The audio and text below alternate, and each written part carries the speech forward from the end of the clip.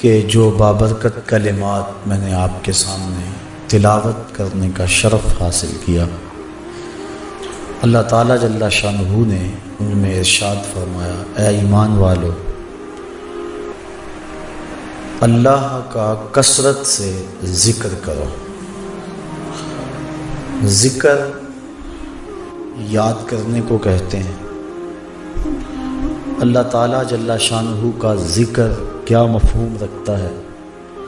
میرے خیال کے مطابق حضرت شیخ مجدد الفسانی علیہ رحمہ کا قول اس پہ قول فیصل ہے۔ آپ فرماتے ہیں، حقیقت الذکر رفع الغفلہ، ذکر کی حقیقت یہ ہے کہ غفلت زائل ہو جائے، ایک آن کے لیے بھی اپنے رب سے بندہ غافل نہ رہے، یہ مقصود ہے۔ چونکہ اگر غفلت زائل ہو گئی تو بندہ ہر لمحہ ہر آن ذاکر ہے، اس کی زبان ذکر کر رہی ہے یا نہیں۔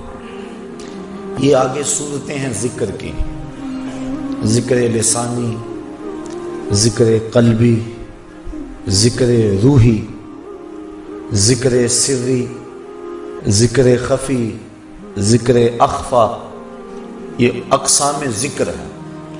لیکن حقیقت ذکر غفلت کا زائل ہو جانا ہے، ایک دم بھی بندہ اپنے مالک سے غافل نہ رہے۔ اور حضرت سلطان باہو علیہ رحمہ فرماتے ہیں، جو دم غافل سو دم کافر، سن مرشد اے ہو پڑھایا ہو، ایک لمحہ بھی اس کی یاد سے غافل نہ رہو، چونکہ غفلت موت ہے، دل کو برباد کر کے رکھ دیتی ہے۔ اللہ کے محبوب علیہ السلام نے ارشاد فرمایا، الشیطان جاسم علی قلب ابن آدم فاذا ذکر اللہ خنسا واذا غفل وسوسا۔ شیطان اولاد آدم کے دل پہ قبضہ جما کے بیٹھ جاتا ہے، جب یہ اللہ کا ذکر کرتا ہے تو بھاگ جاتا ہے، اور جب یہ ذکر الہی سے غافل ہوتا ہے تو دل میں وسواس ڈالنا شروع کر دیتا ہے۔ ملا علی قاری علیہ رحمہ مرقات میں اس حدیث کے تحت لکھتے ہیں، کیا وسوسہ سبب ہے غفلت کا یا غفلت سبب ہے وسوسے کا؟ بندہ غافل ہوتا ہے تو شیطان وسوسے ڈالتا ہے، یا شیطان وسوسے ڈالتا ہے تو بندہ غافل ہوتا ہے؟ غفلت کی وجہ سے وسوسہ پیدا ہوتا ہے یا وسوسے کی وجہ سے غفلت پیدا ہوتی ہے؟ ان دونوں میں سے کیا ہے؟ تو آپ فرماتے ہیں کہ حدیث کے لفظ ہیں، اذا غفل وسوسہ، جب بندہ غافل ہوتا ہے تو شیطان وسوسے ڈالتا ہے، اس لیے یہ غافل نہ ہو تو شیطان کو موقع ہی نہ ملے۔ تو اس کو ہر وقت اپنے رب کے ذکر میں رہنا ہوگا تاکہ شیطان اس کے اوپر قابض نہ ہو سکے۔ پھر ہر عضو بدن کا ایک الگ ذکر ہے۔ میں نے کل کی نشست میں علامہ اقبال کے روحانی مرشد مولانا روم نے جس شخص کی مدح و ستائش کی، حضرت شیخ فرید الدین عطار، اس کا تذکرہ آپ کے سامنے رکھا تھا۔ شیخ فرید الدین عطار فرماتے ہیں کہ ہر عضو بدن کا الگ ذکر ہے۔ فرماتے ہیں، کان کا ذکر استماع قول حق، ذکر گوش، اللہ کے قول کو سننا، یہ کان کا ذکر ہے۔ تسبیح و تحلیل کرنا، یہ زبان کا ذکر ہے۔ قدرت الہی میں غور و فکر اور تدبر کرنا، یہ آنکھ کا ذکر ہے۔ دکھیوں مصیبت زدوں کی مدد کرنا، یہ ہاتھ کا ذکر ہے۔ مسجد کی طرف اور نیک مجالس کی طرف چل کے جانا، یہ پاؤں کا ذکر ہے۔ اپنے مالک کے لیے تڑپنا، اس کی آرزو میں مچلنا، یہ دل کا ذکر ہے۔ تو ہر عضو بدن کا ایک الگ ذکر ہے، اور اس عضو بدن کو اس ذکر میں مصروف رہنا چاہیے، اور کثرت سے ذکر اللہ کی رحمتوں کا بندے کو حقدار بناتا ہے۔ میرے اور آپ کے آقا و مولا حضور ختم المرتبت صلی اللہ علیہ وآلہ وسلم نے ارشاد فرمایا، ذاکر اللہ فی الغافلین کشجرۃ الخضراء فی وسط الحشیم، غافلوں میں اللہ کا ذکر کرنے والا ایسا ہے جس طرح سوکھی سڑی گھاس کے اندر شجر سایہ دار ہوتا ہے۔ اور ایک روایت جس کو امام طبرانی نے اپنی موجم میں بیان کیا، اس کے علاوہ بھی محدثین نے اس حدیث کو ذکر کیا ہے کہ جب کچھ لوگ اللہ کے ذکر کے لیے جمع ہو کے بیٹھتے ہیں تو اللہ کے کچھ فرشتے ہیں جو مجالس ذکر کو ڈھونڈتے ہیں۔ ان کی تخلیق کا مقصد یہ ہے کہ مجالس ذکر میں جائیں، آفاق کے کونے کونے اور گوشے گوشے میں وہ سیر میں رہتے ہیں ہر وقت، اور جہاں مجالس ذکر ملے وہ پہنچ جاتے ہیں۔ تو جب کسی جگہ پہ ذکر ہو رہا ہو تو وہ فرشتے پہنچتے ہیں وہاں اور اپنے نوری پروں سے اس محفل کو ڈھانپ لیتے ہیں، اور اس غرض سے اور گھومنے والے فرشتوں کو آواز دیتے ہیں۔ وہ آواز بھی بیان فرمائی حدیث میں، کہتے ہیں ہلموا الی بغیتکم، ہلموا الی حاجتکم، اور میاں جس کو تم ڈھونڈ رہے ہو وہ تو یہاں ہے، ادھر آ جاؤ، تمہاری چاہت یہاں ہے۔ تو فرشتے پھر وہاں جمع ہونا شروع ہو جاتے ہیں، یہاں تک کہ اس مجلس سے لے کر آسمان تک فرشتوں کی قطاریں لگ جاتی ہیں۔ جو ذکر ہوتا ہے اس کو لے کر اپنے رب کے حضور فرشتے حاضر ہوتے ہیں، باوجود علم کے اللہ تعالیٰ پوچھتا ہے میرے فرشتوں کہاں سے آئے ہو؟ عرض کرتے ہیں مالک فلاں جگہ کچھ لوگ تیرے ذکر میں بیٹھے ہوئے تھے۔ اللہ تعالیٰ جل شانہ ارشاد فرماتا ہے کہ وہ میرے بندے کیا کرتے تھے؟ یا اللہ تیری تسبیح بولتے تھے، تیری بڑائی اور بزرگی بیان کرتے تھے۔ اچھا فرشتوں وہ چاہتے کیا تھے؟ مالک تیری جنت کے طالب تھے۔ اللہ تعالیٰ ارشاد فرماتا ہے کیا انہوں نے میری جنت کو دیکھا ہے؟ عرض کرتے ہیں مالک نہیں دیکھا۔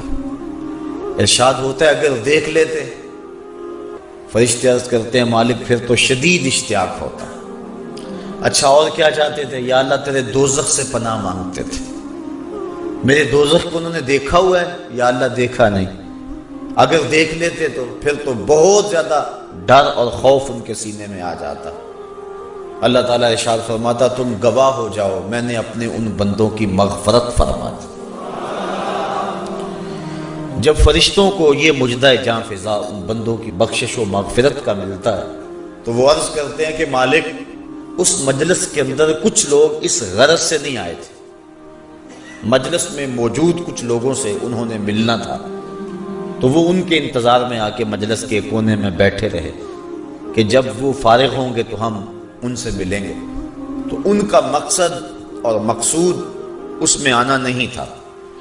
تو اللہ تعالیٰ ارشاد فرماتا ہے کہ میرے بندوں میں نے اپنے ان بندوں کو بھی بخش دیا۔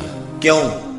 ہم القوم لا یشقی جلیسہم، کہ یہ ذکر کرنے والے ایسی قوم ہیں کہ جن کے پاس بیٹھنے والا بھی بدبخت نہیں رہتا۔ اٹھ فریدا ستیا تے میلا ویکھن جا، وت کوئی بخشیا مل جاوے تے تو ہی بخشیا جا۔ کہا یہ میرے ذکر والے بندے وہ ہیں کہ جن کے پاس بیٹھنے والا بھی بدبخت نہیں رہتا ہے۔ حضرت خواجہ محمد امین شاہ رحمۃ اللہ تعالی علیہ، آپ اللہ تعالیٰ جل شانہ کے انوار و تجلیات کا تذکرہ کر رہے تھے اور اہل اللہ کی صحبت اور مجلس میں بیٹھنے کے فیض کو بیان کر رہے تھے۔ ایک شخص جو عقل کے بل بوتے پہ سوچنے کا عادی تھا، وہ کہنے لگا جو شخص ذکر کرتا ہے اس کو تو برکت ملے گی، لیکن جو پاس بیٹھا ہے اس نے تو ذکر کیا ہی نہیں، تو اس کو برکت کیسے ملے گی؟ تو آپ نے فرمایا کہ صحبت کا فیضان اسے بھی پہنچا۔ لیکن وہ ماننے پہ نہیں آ رہا تھا۔ بزرگوں کا طریقہ ذرا مختلف ہوتا ہے، وہ جنگ و جدل اور مناظرے کا روپ اختیار نہیں کرتے، جب انداز ایسا بننے لگے تو وہ اپنا انداز بدل لیتے ہیں۔ انہوں نے گفتگو کو چھوڑ دیا۔ تھوڑی دیر کے بعد گرمیوں کا موسم تھا، خادم حاضر ہوا، کہا یار وہ پنکھی لے کر آؤ، گرمی بڑی لگ رہی ہے۔ خادم حاضر ہوا، اس نے آپ کو اس پنکھی سے ہوا دینا شروع کی۔ 2-4 لمحے گزرے تو پاس بیٹھے شخص کو فرمانے لگے بھائی ہوا آ رہی ہے؟ کہا ہاں آ رہی ہے۔ کہا یہ تیرا نوکر تو نہیں ہے، یہ تو ہوا مجھے دے رہا ہے، لیکن جب یہ ہوا مجھے دے رہا ہے تو محروم پاس بیٹھنے والا بھی نہیں رہ رہا۔ تو جب یہ اتنا فیاض ہے، یہ ایک عام شخص کہ اس کے فیض سے تو محروم نہیں ہے، تو اللہ کے فیض سے محروم پاس بیٹھنے والا کیسے رہ سکتا؟ تو اس کا ذکر کرنے والوں کی سنگت اختیار کرنے والا بھی محروم نہیں رہتا، اللہ اس کو بھی برکتیں عطا فرما دیتا۔ تو یہ برکتیں ہیں ذکر کی، اور اللہ کے محبوب علیہ السلام نے کثرت ذکر کی ترغیب دی اپنی امت کو۔ ایک صحابی نے عرض کی حضور بہترین وظیفہ کیا ہے؟ فرمایا تو اس حال میں مرے کہ تیری زبان اللہ کے ذکر سے تر ہو، یہ تیرے لیے بہترین وظیفہ اور بہترین عمل ہے۔ تو اللہ کا ذکر ہر لمحہ، ہر آن، ہر ساعت جاری رہے۔ ذکر لسانی یہ بھی بڑی دولت ہے، ذکر قلبی یہ بھی بڑی دولت ہے۔ انسان کا دل اس کو پکار رہا ہے، اور حقیقت ذکر تو یہی ہے کہ غفلت زائل ہو جائے۔ ظاہر ہے کہ زبان کبھی گفتگو میں مصروف ہے، کاروباری معاملات ہیں، لیکن جو ذاکر ہوگا، حقیقی ذاکر، وہ وہی ہوگا جس سے غفلت زائل ہو جائے گی۔ اب وہ کاروبار بھی کر رہا ہے لیکن وہ ذکر سے خالی نہیں ہوگا، چونکہ غفلت جب زائل ہو گئی تو بندہ دائمی ذکر والا ہو گیا، اور ہمیشہ ہر لمحہ، ہر آن وہ اسی خیال اور اسی گمان میں رہتا ہے، اور ہر وقت ذکر کی لگن میں رہتا ہے۔ اللہ تعالیٰ کا ذکر، اس کی جو برکتیں ہیں، ایک اس کا اثر یہ ہے کہ انسان کو طمانینت کا نور نصیب ہوتا ہے۔ انسان سکون کی تلاش میں کیا کچھ نہیں کرتا۔ آج کل لوگ مری جا رہے ہیں کہ وہاں موسم کے لطف سے مالا مال ہوں، کوئی پربتوں کی کتاروں میں سکون تلاش کرتا ہے، کوئی عالی نصب کوٹھیوں میں سکون تلاش کرتا ہے، کوئی خوبصورت عورت کے پہلو میں سکون تلاش کرتا ہے، کوئی دولت کے انبار میں سکون تلاش کرتا ہے، اقتدار کی بچھی ہوئی مسندیں سکون آور سمجھی جاتی ہیں، لیکن پوچھ لو ان سب کو کہ سکون ہے؟ نہ علی نصب کوٹھیوں میں سکون، نہ عظیم الشان بنگلوں میں سکون، نہ اقتدار کی بچھی ہوئی مسند پہ سکون۔ سکون بندہ وہاں سے ڈھونڈ رہا ہے جہاں سکون ہے ہی نہیں۔ کیسے سکون ملے گا؟ سکون باہر سے نہیں آتا، سکون کے سوتے تو اندر سے پھوٹتے ہیں۔ وقتی طور پہ ان چیزوں سے کوئی تھوڑا سا دل بہل جاتا ہے، لیکن حقیقی سکون ان چیزوں سے نہیں ہے۔ اقتدار مل گیا، دولت مل گئی، شہرت مل گئی، عزت مل گئی، تو وقتی طور پہ جو ہے وہ خوشی ہوئی، اور اس کو بندہ باز کا سکون سمجھ لیتا ہے، لیکن وہ سکون نہیں ہوتا، وہ وقتی ایک مسرت ہوتی ہے جو زائل ہو جاتی ہے۔ سکون کے سوتے اندر سے پھوٹتے ہیں۔ میں مثال دیا کرتا ہوں کہ جتنی مرضی بارش برسے، کبھی بارش کے پانی سے کنواں نہیں بھرتا۔ اوپر سے جتنی مرضی بارش آئے، کچھ چند قطرے پانی کے کنویں کے اندر آ جائیں گے۔ کنواں کیسے بھرتا ہے؟ نیچے سے جو سوتے پھوٹتے ہیں وہی کنویں کو مالا مال کرتے ہیں۔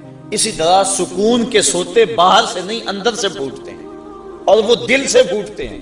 اس لیے فرمایا الا بذکر اللہ تطمئن القلوب، اگر سکون ڈھونڈتے ہو اس کا نام جپو، تمہارے دکھی دل کو قرار آ جائے۔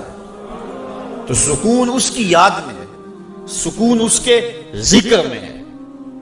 اور بعض عقل پرست لوگ کہتے ہیں کہ یاد کرنے میں، ذکر کرنے میں سکون کیسے ملے گا، جبکہ موجودہ سائنس نے اس بات کو تسلیم کیا ہے کہ جو الفاظ ہیں ان کے اثرات ہوتے ہیں. آپ پھول کا نام لیں تو طبیعت میں خوشی آئے گی کہ نہیں آئے گی؟ کسی اپنے عزیز دوست کا تذکرہ چھیڑ دیں، ماں کا تذکرہ چھیڑ دیں، باپ کی باتیں کرنے لگ جائیں تو طبیعت میں تسکین آئے گی. خوشبو کی باتیں چھیڑیں تو ماحول میں ایک خوشبو پھیل جائے گی. لیکن اگر کسی قریء المنظر شخص کی بات چھیڑ دیں، کسی ظالم کا تذکرہ چھیڑ دیں، کسی قتل کی کہانی کو چھیڑ کے بیٹھ جائیں، ظلم، جبر اور بربریت کی کسی بات کو چھیڑ کے بیٹھ جائیں تو اثرات اس طرح کے ذہن میں مرتب ہوں گے. کسی پرانے دکھ کی بات چھیڑیں تو ان باتوں میں وہ دکھ تازہ ہو جائے گا. کسی خوشی کا تذکرہ کریں تو چہرے پہ مسرت پھیل جائے گی. دکھ زیادہ ہو جائیں بات مدینے کی چھیڑ دیں، دکھ دور ہوں گے کہ نہیں ہوں گے؟ حضرت شیخ شبلی علیہ رحمہ بہت بڑے بزرگ گزرے ہیں. آپ معارف اسم ذات بیان فرما رہے تھے کہ اللہ کا نام لینے سے دل میں سکون آتا ہے اور دل کی کیفیت بدلتی ہے، من میں اجالے اور روشنیاں پیدا ہوتی ہیں. ابو علی سینا جو اس دور کا بہت بڑا فلسفی تھا، وہ اس مجلس میں موجود تھا. وہ کہنے لگا یہ آپ نے عجیب بات کہہ دی، اللہ تعالیٰ کی ذات تو مؤثر ہے لیکن نام میں کیا رکھا ہے؟ ہمارے جو فلسفی حضرات ہیں وہ ہر چیز کی 4 شکلیں بیان کرتے ہیں. ہر شے کی 4 شکلیں ہیں، ایک شکل خارجی، ایک شکل ذہنی، ایک شکل کتابی اور ایک شکل لفظی. مثال کے طور پہ ہم آگ لفظ بولیں، ایک آگ تو وہ ہے جو باہر روشن اور جل رہی ہے، اس میں ہاتھ لگائیں گے تو جل جائے گا ہاتھ. دوسری آگ وہ ہے جو زبان سے لفظ آگ ہم بول رہے ہیں. تیسرا جب لفظ آگ کہیں گے تو دماغ میں اس کا تصور آئے گا. اور چوتھا کاغذ کے اوپر آگ چھاپ دیں، اس کی تصویر بنا دیں تو یہ شکل کتابی ہوگی. اس میں اصل شکل جو ہے وہ اس کی شکل خارجی ہے. اس طرح وہ فلسفی حضرات کہتے ہیں کہ ہر شے کی 4 شکلیں ہیں. حقیقی شکل شکل خارجی ہی ہوتی ہے. آگ کہنے سے ہونٹ نہیں جلیں گے، کاغذ پہ آگ کی تصویر چھاپ دیں تو اس سے کاغذ جل نہیں جائے گا. آگ کا تصور کرنے سے ذہن جلے گا نہیں، لیکن وہ جو خارج میں آگ موجود ہے اس میں ہاتھ لگائیں گے، اس کے قریب جائیں گے تو ہاتھ بھی جلے گا اور آپ کو تپش اور حدت کا احساس بھی ہوگا. تو وہ خارجی جو اس کی صورت ہے وہی اس کی صورت اصلی ہے، باقی اعتباری صورت ہے. تو وہ کہتے ہیں اللہ کی ذات تو مؤثر ہے لیکن نام کہنے سے، نام لینے سے کیا ہوگا؟ تو حضرت شیخ شبلی علیہ رحمہ نے ابو علی سینا کو سمجھایا کہ نہیں میاں، نام میں بھی اثر ہوتا ہے، نام میں بھی تاثیر ہوتی ہے. وہ کہنے لگا نہیں، مؤثر تو صرف صورت خارجی ہوتی ہے، لہذا میں اس بات کو تسلیم کرنے کو تیار نہیں. ضد میں آ گیا. میں نے عرض کر دیا کہ بزرگوں کا ایک اپنا طریقہ ہوتا ہے. تو حضرت شیخ شبلی تھوڑا سا غصے میں آ گئے اور فرمانے لگے ابو علی سینا میں تیرے سے کیا بات کروں، تو تو گدھا ہے. اس کے سرخیاں آ گئی چہرے میں، غصے سے لال پیلا ہو گیا. مجھے گدھا کہا؟ بڑی مجلس میں اتنا بڑا فلسفے کا امام، زمانہ میرے نام کا معترف، اتنی کتابیں میں نے لکھی. تو حضرت شیخ شبلی مسکرا پڑے، فرمانے لگے دیکھا نا گدھے کے نام سے تیرے چہرے کا رنگ بدل گیا. تو کہا جب گدھے کے نام میں اتنا اثر ہے کہ تیرے چہرے کا رنگ بدل سکتا ہے تو کیا اللہ کا نام لینے سے دل کا رنگ نہیں بدل سکتا؟ تو اس کا نام لوگے تو دل بدلے گا اور دل قرار پائے گا، دل کو نور نصیب ہوگا، دل کو اجالا ملے گا اس کے بابرکت نام لینے سے. اس لیے جب زبان سے بندہ اللہ اللہ کہتا رہتا ہے تو اس کے اثرات اس کے دل پر مرتب ہوتے ہیں، اور کثرت سے ذکر کرنے والا شخص اس کا دل پر نور ہو جاتا ہے. بلکہ ہم نے تو تصوف کی کتابوں میں پڑھا ہے جب کوئی شخص ایک مرتبہ اللہ کہتا ہے اللہ تعالیٰ اس کی طرف نظر رحمت سے دیکھتا ہے اور جس کی طرف اللہ تعالیٰ نظر رحمت سے دیکھ لے اس کے 70 گنا جل کے راکھ ہو جاتے ہیں۔ اور جس نے اٹھتے بیٹھتے چلتے پھرتے وظیفہ یہی رکھا، پھر اس کے من میں کتنے اجالے اتریں گے، کتنی روشنیاں اس کو نصیب ہوں گی۔ تو کہا یا ایھا الذین آمنوا اذکروا اللہ ذکرا کثیرا، اے ایمان والو اپنے رب کا کثرت سے ذکر کرو۔ اور میرے اور آپ کے آقا و مولا حضور نبی رحمت صلی اللہ علیہ وآلہ وسلم نے ارشاد فرمایا، اللہ کا ذکر اس انداز سے کرو کہ لوگ تمہیں مجنون کہیں یہ تو پاگل ہو گیا۔ بلکہ ایک روایت امام طبرانی نے بیان فرمائی ہے کہ اللہ کا ذکر اس طرح کرو کہ منافق تمہیں تانا دیں کہ ریاکاری کر رہے ہو، اس انداز کے ساتھ تم اس کا ذکر کرو۔ میرے حضور قبلہ عالم فرماتے ہیں، اٹھ دی بیندی ٹر دی پھر دی، ستے آنتے جاگ دی، نام جھپ دی روتے کھپ دی، ویخ سر اس راگ دی، نام جھپیاں قرب ملدا، نام دی کر پوری سام، شیشے وچ کستوری جے کر پھر ضرورت کاغ دی۔ تیرے تو سب کچھ اندر ہی رکھا ہوا ہے، تو ذرا غور تو کر، تفکر تو کر، ذرا اس کو آواز تو دیکھ کے دیکھ۔ تیرے من سے آوازیں نہ آئیں تو کہنا اندر بوٹی مشک مچایا اتے جان پھلن تے آئی ہو۔ تو نے در در کیا جانا ہے، سب کچھ تو تیرے اندر رکھا ہوا ہے۔ وہ کہتے ہیں ایک سنیارا تھا، بمبئی کا رہنے والا، یہاں ہمارے لاہور میں آ گیا، پرانے دور کی بات ہے۔ اس کے پاس بڑے قیمتی موتی تھے، اس نے کسی مجلس کے اندر اپنے موتی کھولے اور ایک موتی کہنے لگا یہ شب افروز ہے، رات کو چمکتا ہے۔ جب اس نے سامان سمیٹا اور اٹھ کے جانے لگا تو ایک چور بھی اس مجلس میں بیٹھا ہوا تھا، کہنے لگا حضرت کہاں کے ارادے ہیں؟ کہا بمبئی جا رہا ہوں۔ کہا حسن اتفاق، ارادے تو میرے بھی بمبئی کے ہیں، چلو اکٹھے چلتے ہیں۔ وہ جوہری سمجھ گیا کہ یہ اصل میرا ہم سفر نہیں ہے، اس کا دل اس موتی پہ آ گیا ہے، لیکن وہ تھا بڑا سمجھدار، اس نے کہا آ جاؤ۔ سارا دن سفر میں رہے، جب رات کو سونے لگے تو اس نے اپنی قمیض یا واسکٹ وغیرہ اتار کے جو ہے وہ لٹکا دی کسی چیز کے ساتھ۔ یہ اٹھا اور اس نے نظر بچا کے وہ قیمتی موتی اس کی جیب میں رکھ دیا اور خود بے فکر ہو کے سو گیا۔ یہ چور اٹھا، اس کا سامان ٹولتا رہا، لیکن موتی نہیں ملنا تھا، نہ ملا۔ صبح یہ اٹھا اور نظر بچا کے اس کی جیب سے موتی نکال کے اپنی جیب میں رکھ لیا۔ ناشتے پہ بیٹھے کہنے لگا یار وہ تمہارے موتی کی رات کہیں چمک شمک نظر نہیں آئی؟ جیب میں ہاتھ ڈالا، کہا نہیں یار میرے پاس ہی تھا۔ بڑا حیران ہوا، میں نے تو جیب ٹٹولی ہے ساری رات۔ اگلے دن اس نے سوچا چلو آج میں مزید کوشش کروں گا۔ اس نے پھر وہی کام کیا، نظر بچا کے اسی کی جیب میں رکھ دیا۔ وہ ساری رات ڈھونڈتا رہا، موتی نہیں ملنا تھا، نہ ملا۔ صبح نظر بچا کے اس نے اپنی جیب میں رکھ لیا۔ صبح ناشتے پہ پھر بات چلی، یار وہ آپ کہتے تھے رات کو چمکتا، اس کی کچھ چمک شمک نظر نہیں آئی۔ کہا یار میری جیب میں ہی تھا۔ 2-4 دن ایسے گزرے۔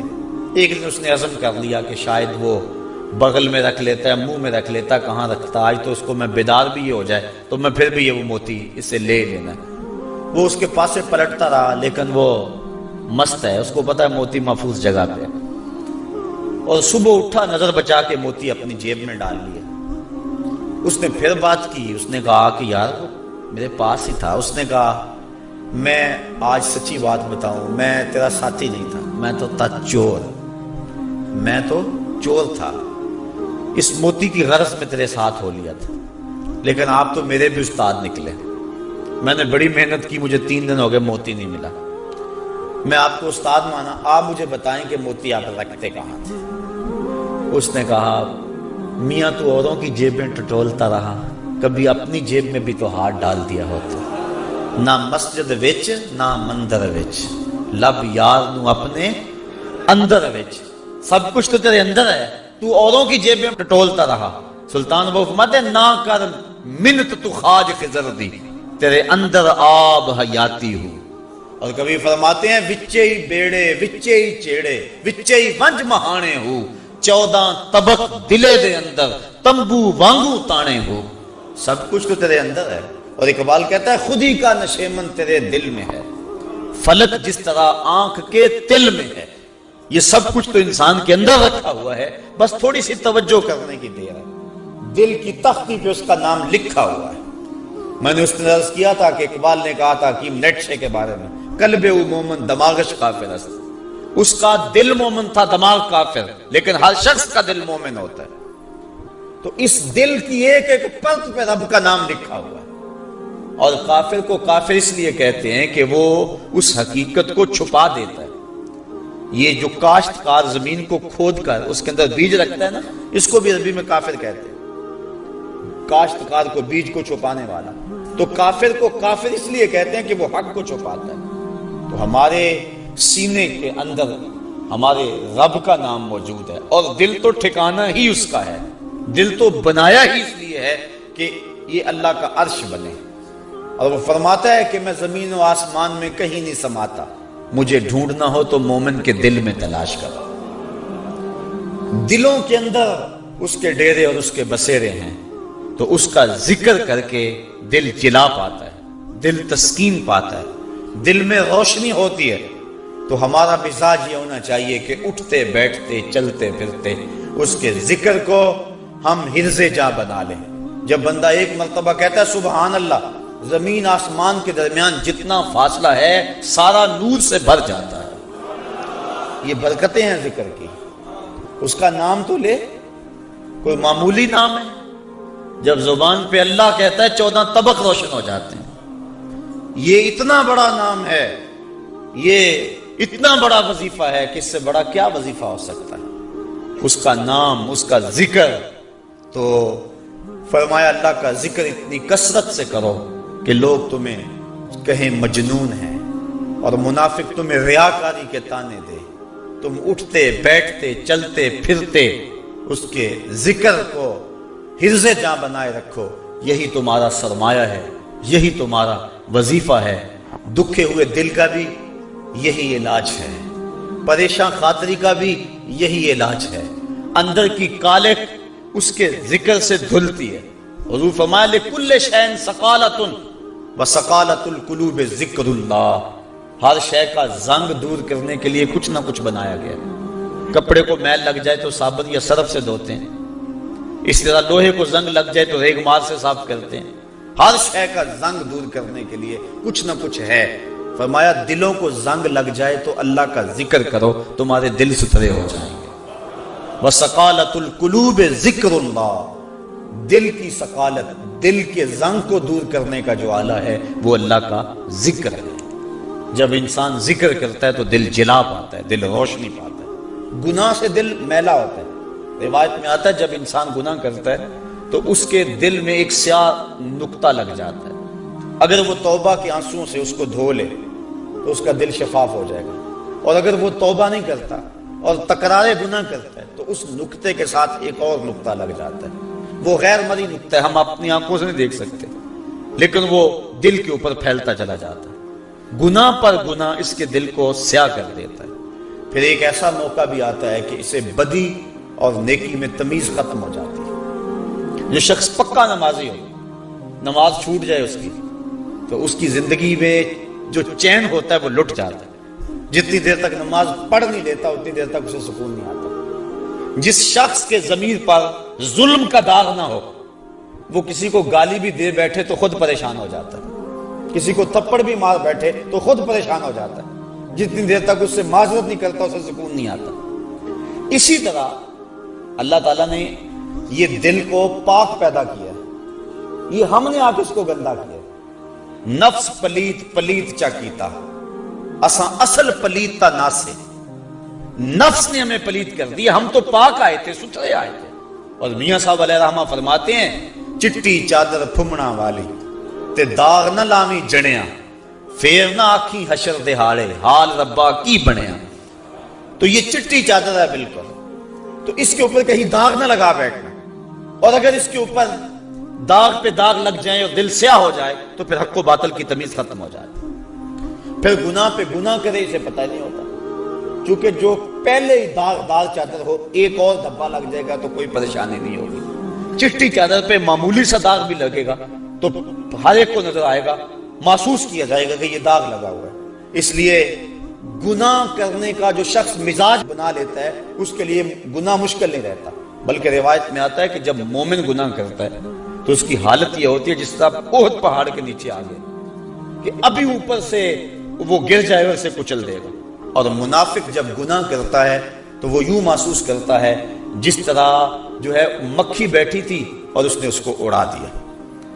تو ہم دیکھیں کہ ہمارا دل کہیں اتنا سیاہ تو نہیں ہو گیا, اللہ کے حکموں کو توڑے میں پرواہ نہ ہو, نماز چھوڑے ہمیں پرواہ نہ ہو, آنکھ بھٹک رہی ہو ہمیں پرواہ نہ ہو, خیال بہک رہا ہو ہمیں پرواہ نہ ہو, زبان گند بول رہی ہو ہمیں پرواہ نہ ہو, ذہن غلط سوچ رہا ہو ہمیں پرواہ نہ ہو, کسی پہ ظلم جبر کا بازار گرم کیے ہوئے ہوں, کتنوں کے دل توڑ رہے ہوں, کتنوں کو ستا رہے ہوں, اور پھر بھی چین کی نیند سو جائیں, پھر اس کا مطلب یہ ہے دل سیاہ ہو گیا ہے. کہ کسی کو دکھ دے کر بھی دکھ نہیں ہوتا, کسی کو اذیت دے کر بھی تکلیف نہیں ہوتی, کسی کا مال لوٹ کر اور خون پی کر بھی آرام سے یہ سو جاتا ہے. یہ ہے اس کی کیفیت, تو پھر دل سیاہ ہو گیا. اب اس دل کی سیاہی کیسے مٹے گی؟ توبہ کے پانی سے. جب اشک ندامت گرتا ہے تو دل کے میل دھو دیتا ہے. اور دوسرا وَسَقَالَةُ الْقُلُوبِ ذکر اللہ, اور دلوں کی ثقالت, دلوں کا زنگ اللہ کے ذکر سے اترتا ہے. تو جب اللہ کا ذکر کثرت سے کرے گا تو اس کو تسکین کی دولت نصیب ہو جائے گی. تو اللہ فرماتا ہے الا بذکر اللہ تطمئن القلوب, سن لو دلوں کی طمانینت اس کے ذکر میں ہے. اور فرمایا کچھ رجال ایسے ہیں, کچھ اللہ کے بندے ایسے ہیں کہ اللہ کا ذکر اس انداز میں کرتے ہیں کہ بیع و شراء اور تجارت ان کو اللہ کے ذکر سے روکتی نہیں ہے. یعنی وہ کام بھی کر رہے ہوتے ہیں اور ذکر بھی کر رہے ہوتے ہیں. حضرت شاہ نقشبند بخاری علیہ رحمہ آپ فرماتے ہیں میں نے منام ایک شخص کو دیکھا 70,000 دراہم کا کاروبار کر رہا تھا. میں حیران ہو گیا کہ یہاں آ کر اتنا بڑا کاروبار, لیکن جب میں نے غور کیا تو اس کا دل ایک لمحے کے لیے بھی رب کی یاد سے غافل نہیں تھا.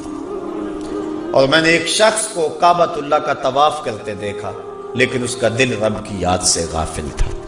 تو دل کا اس کے ساتھ لگ جانا اور ایک لمحے کی غفلت کا طاری نہ ہونا, یہ حقیقت ذکر ہے اور یہ مومن کا مطلوب ہے. وہ ایک لمحہ بھی جو ہے وہ اپنے رب سے غافل نہیں ہوتا. غفلت اس کی موت ہے. غفلت ہوگی تو شیطان آئے گا, غفلت ہوگی تو وسوسہ آئے گا, غفلت ہوگی تو گناہ سرزد ہوگا. لہذا وہ غافل ہی نہ ہو. اور مرشد باہو اسی لیے کہہ گئے کہ جو دم غافل سو دم کافر, کوئی لمحہ غفلت میں گزرے نہ, تم ایک ایک لمحہ اپنے رب کی یاد میں رہو. پھر ارشاد فرمایا یا ایھا الذین آمنوا اذکروا اللہ ذکرا کثیرا, اے ایمان والو کثرت سے اپنے رب کا ذکر کرو, اس کا نام کثرت سے لیا کرو. اللہ مجھے آپ کو کثرت سے ذکر کی توفیق عطا فرمائے. آج کل ماحول ایسا مل گیا ہے, شیطان بند گیا. رمضان کا ماہ صیام ہے, اترتے ہوئے انوار, برستی ہوئی نور کی بارش, سحری کا موسم کتنا حسین ہوتا ہے, افطار کے لمحے کتنے خوبصورت ہوتے ہیں, اور جب تراویح کھڑی ہوتی ہے تو کیسے نور اترتا ہوا دکھائی دیتا ہے. کاش کہ ان لمحوں کو میں اور آپ غنیمت سمجھیں. ساتھیو زندگی کٹ رہی ہے تیزی, میں نے کل بھی کہا تھا, پرسوں بھی, برف کی طرح گزر رہی ہے, اور لمحہ لمحہ ہم قریب ہو رہے ہیں موت کے. رمضان کے لمحوں کو غنیمت سمجھ لو اور اپنی ما قبل کی زندگی کو دیکھو اور مستقبل کی منصوبہ بندی کرو, اور اپنے رب کے ذکر سے اپنے من کے اجالوں کا سامان کر لو. اللہ مجھے آپ کو اپنے ذکر کی لذتوں سے سرشار کر دے. کار ما آخر شدو آخر زما کار نشد, مشتے خاک ما غبارے کوچائے یار نشد. ہو جائے گا. اللہ نے تمہیں پیسے دیے ہیں, نئی گاڑی تم نے خریدی ہے, چھوٹے بچے کا جوتا کیوں باندھ دیا آگے؟ تم جوتا باندھنے سے اگر یہ ایکسیڈنٹ سے, حادثے سے گاڑی بچ سکتی ہوتی ہے تو پھر پاکستان کے جتنے پی آئی اے کے جہاز ہیں سب پر باندھ دینا چاہیے, سب پہ جوتے لٹکے ہوئے. عجیب تم نے فلسفہ تراشا.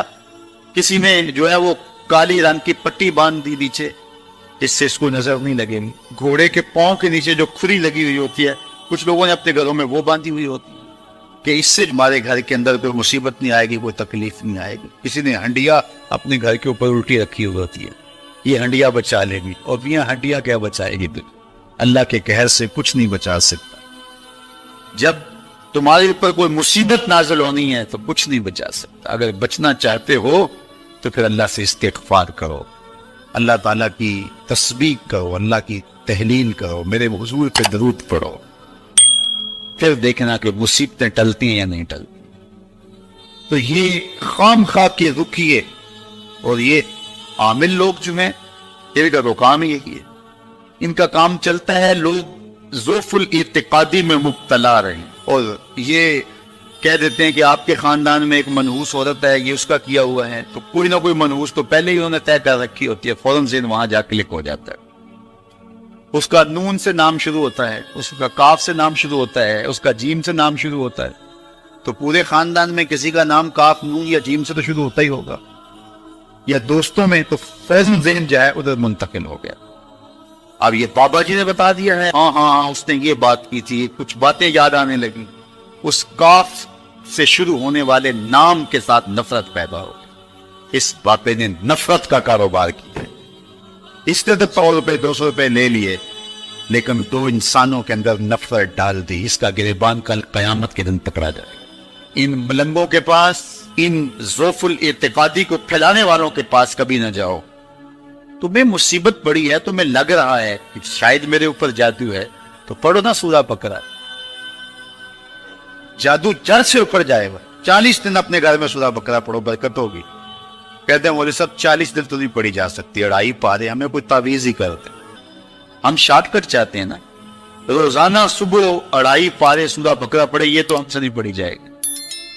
تو آپ کوئی تعویذ ہی لکھ، کاروبار میں برکت نہیں. میں کہتا ہوں پڑھو نا سورہ واقعہ، 3 رکوع ہیں، برکت ہو گیا. ہم کہتے ہیں ہمیں تعویذ ملنا چاہیے، بس وہ ہم گلے میں رکھ دیں، بٹوے میں رکھ لیں، پرس میں رکھ لیں، اور ہمارا کام ہو جائے. ہمیں کچھ بھی نہ پڑھنا پڑے، ہمیں وضو تک نہ کرنا پڑے، نماز نہ پڑھنی پڑے، اور برکت ہو جائے. ایسے برکت تو نہیں آتی. اس لیے چھوڑو ان کی جان، آؤ قرآن مجید پہ آؤ، آؤ سجدوں پہ آؤ، آؤ دعاؤں پہ آؤ. سحری کے وقت اس کی رحمتیں آواز دے رہی ہوتی ہیں، حال میں مسترزقن، ہے کوئی رزق مانگنے والے؟ تم اس وقت سوئے ہوئے سارے دن ٹوکرے کھاتے ہو. آؤ نا اس وقت جھولی پھیلا کے، ہاتھ پھیلا کے کہو مالک تو جھولیاں بھر دے. تو پھر دیکھنا میرا بیٹا سالم مشرکین کی قید میں ہے اور میں فقر کی حالت میں ہوں. تو فرمایا آل محمد کے پاس ایک سیر جو ہیں، بس اس کے علاوہ ہمارے پاس بھی کھانے کے لیے دنیاوی اسباب نہیں ہیں. کہا صبر کرو اور اللہ سے ڈرو، اور لا حول ولا قوت الا باللہ کثرت کے ساتھ پڑھو. یہ ایسا وظیفہ ہے، ایک حدیث پاک میں آتا ہے کہ یہ 99 بیماریوں کا علاج ہے. اس میں سب سے کم درجے کی بیماری ہم اور غم ہے. یہ دکھ کا مداوع ہے، مشکلات کا علاج ہے، اور یہ وظیفہ میرے حضور نے بتایا. حضرت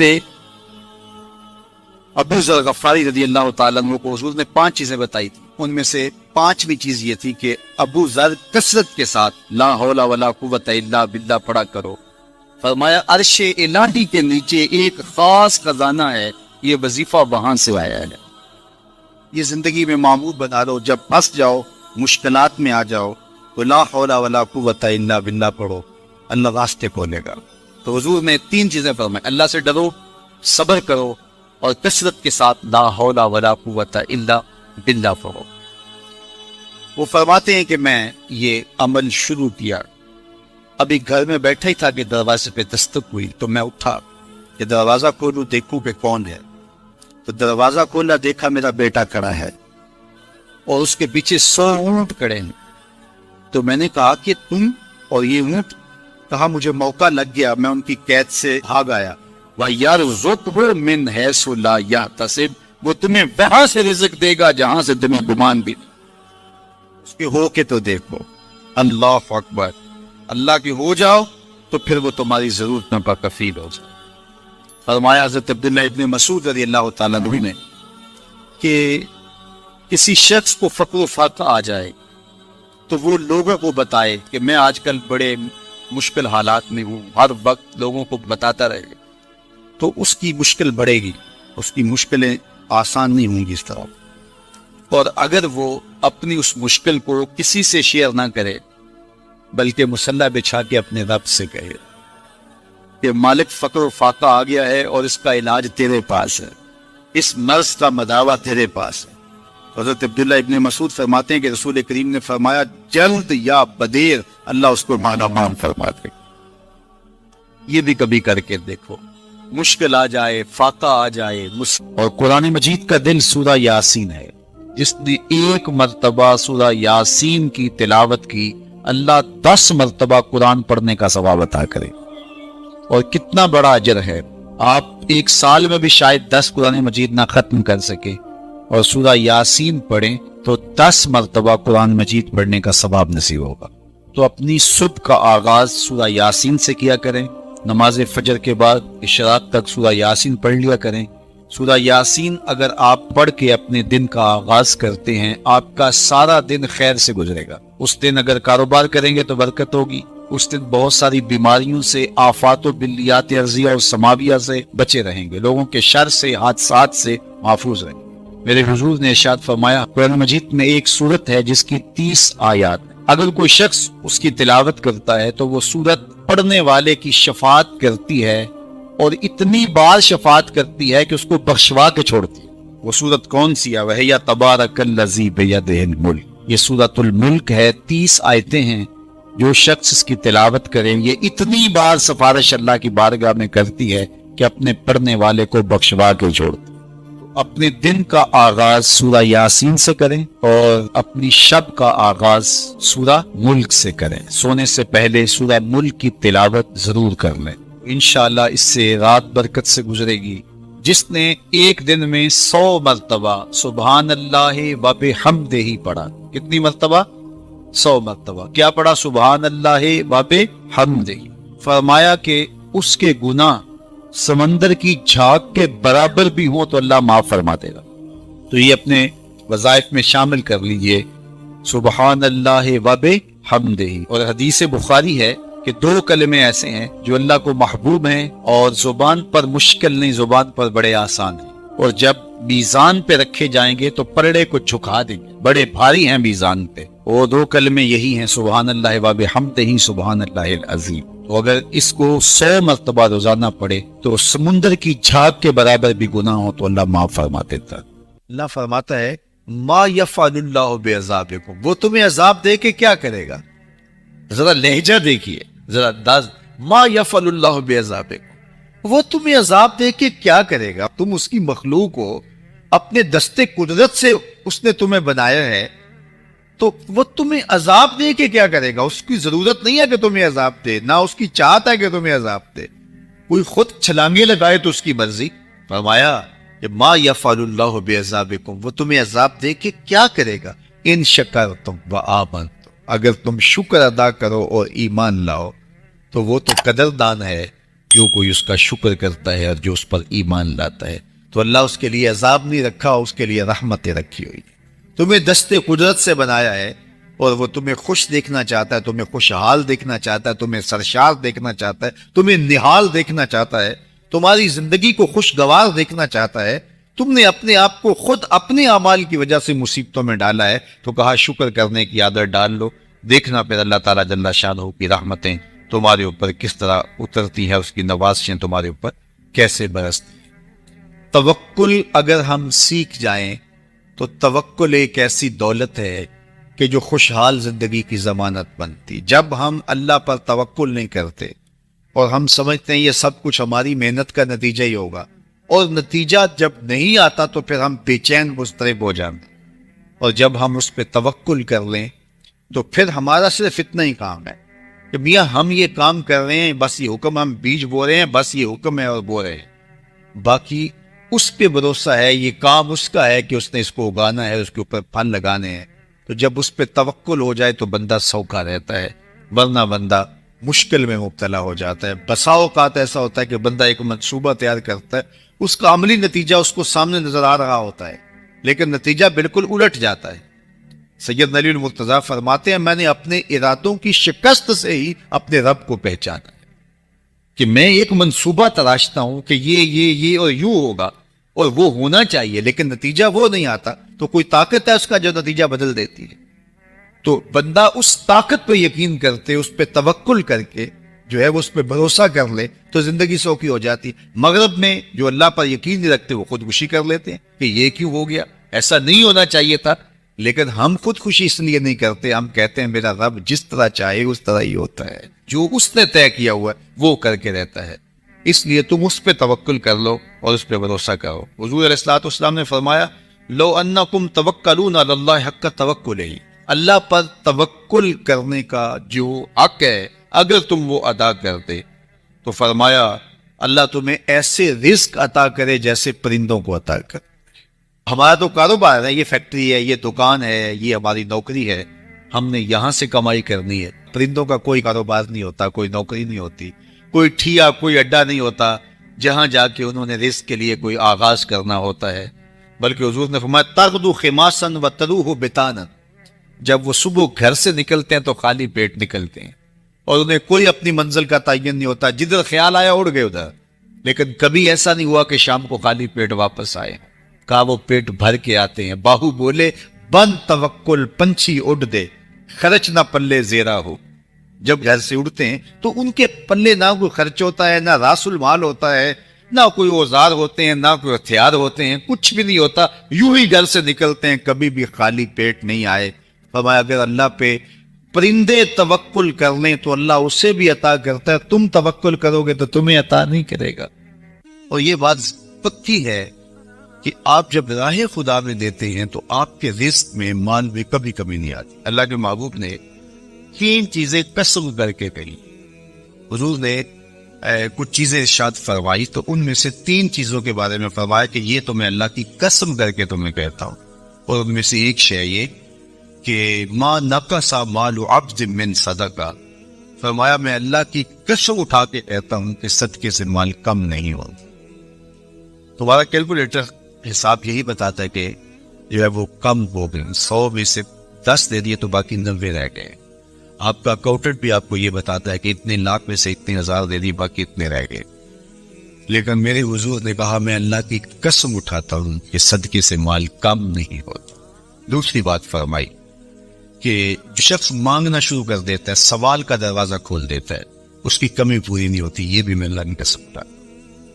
اور تیسری بات میرے حضور نے قسم فرما کے یہ کہی کہ جو شخص کسی کو معاف کر دیتا ہے، کسی نے کوئی زیادتی کی وہ معاف کر دیتا ہے، تو حضور فرماتے ہیں میں اللہ کی قسم اٹھا کے کہتا ہوں اس کی عزت میں فرق نہیں آئے۔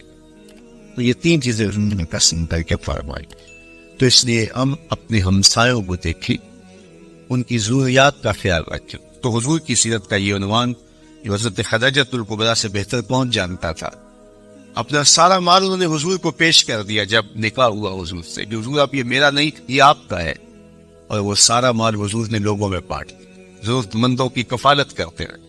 تو کہا وَتَحْمِلُ الْكَلَّةَ، آپ لاچاروں کا بوجھ اٹھاتے ہیں، وَتَكْسِبُ الْمَعْدُومَ، اور جن کا کوئی نہیں ہے آپ ان کے کفیل بن جاتے ہیں اور آپ کمائی کر کے ان کے گھر کی ضروریات کو پورا کرتے ہیں۔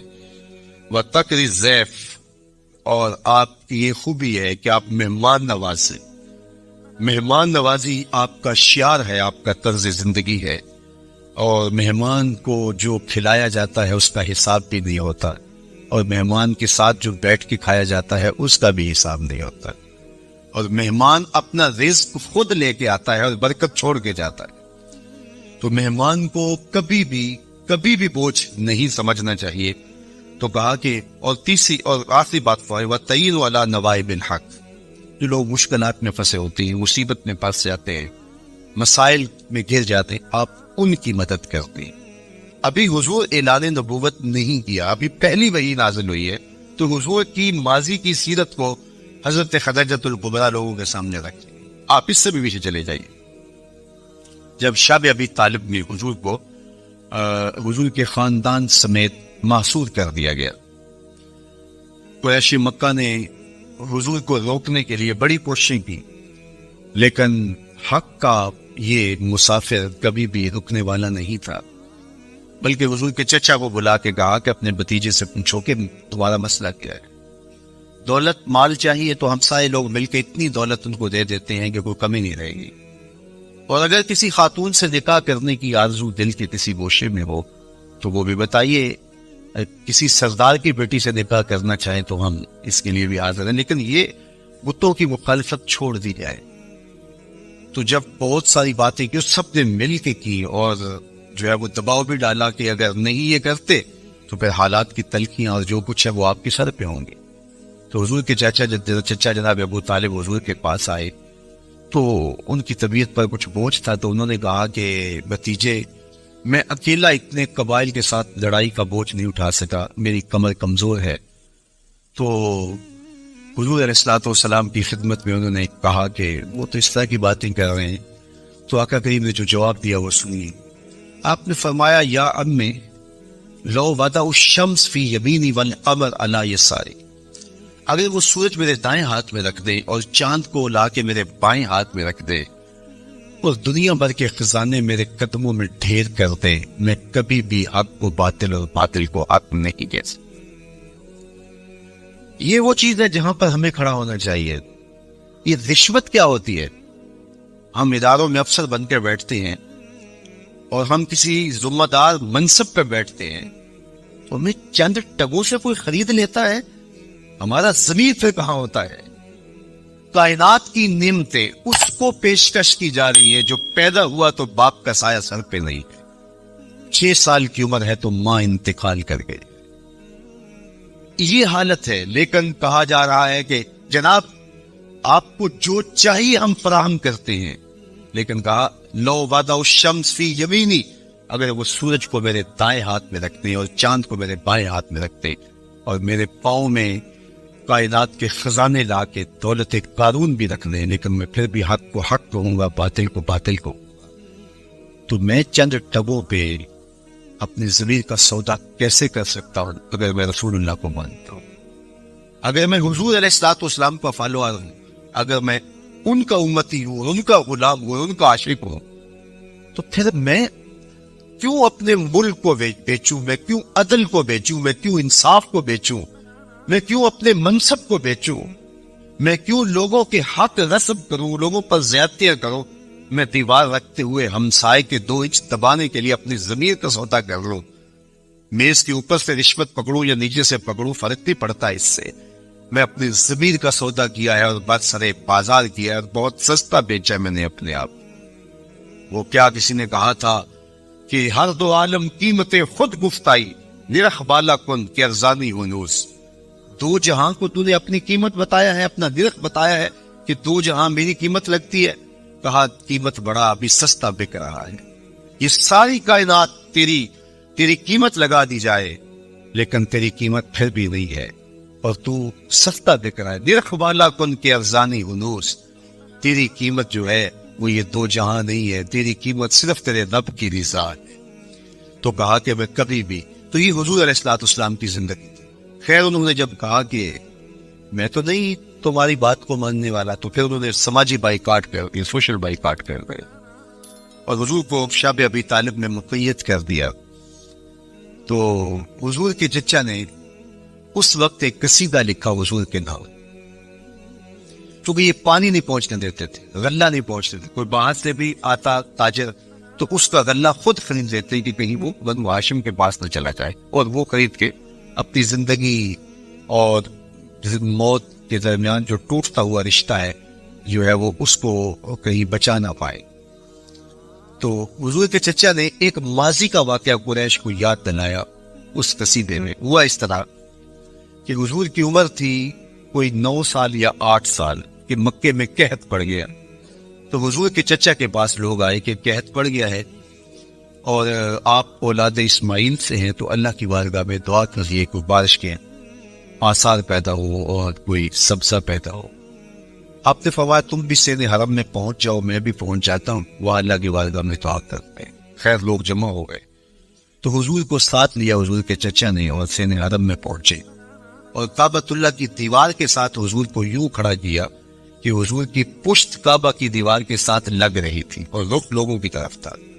تو جب یوں حضور کھڑے ہو گئے تو حضور کے چچا نے ایسے ہاتھ پھیلا کے کہا، اے اللہ اس گوری رنگت والے کے صدقے بارش نازل کر۔ راوی کہتا ہے ابن فاکر نے لکھا ہے، باقی لوگوں نے بھی لکھا ہے کہ ابھی جو ہے وہ لوگ گھروں کو نہیں پہنچے تھے کہ چھم چھمی برسنے لگا اور لوگ ٹھیک کے گھروں کو گئے، اور اتنا سبزہ ہوا کہ لوگ خوشحال ہو گئے۔ تو آج جب حضور علیہ السلام اور حضور کے خاندان کو شب ابی طالب میں مقید کر دیا گیا تو کچھ پہنچنے بھی نہ دیا جاتا، تو حضور کے چچا نے یہ پرانا واقعہ قریش کو یاد دلاتے ہوئے کہا، وَأَبْيَضُ يُسْتَسْقَى الْغَمَامُ بِوَجْهِهِ سِمَالُ الْيَتَامَى عِصْمَةٌ لِلْأَرَامِلِ۔ آج تم پانی نہیں پہنچنے دیتے، غلہ نہیں آنے دیتے، وہ واقعہ بھول گئے ہو جب قحط پڑا تھا اور نہ بارش برستی تھی، نہ سبزہ اگ رہا تھا، جانوروں کی چھاتیاں بھی سوکھ گئی تھی، دودھ بھی نہیں مل رہا تھا۔ یہی میرا وہ گوری رنگت والا بھتیجا تھا جس کے چہرے کو دیکھ کے امٹ کے بادل آئے تھے۔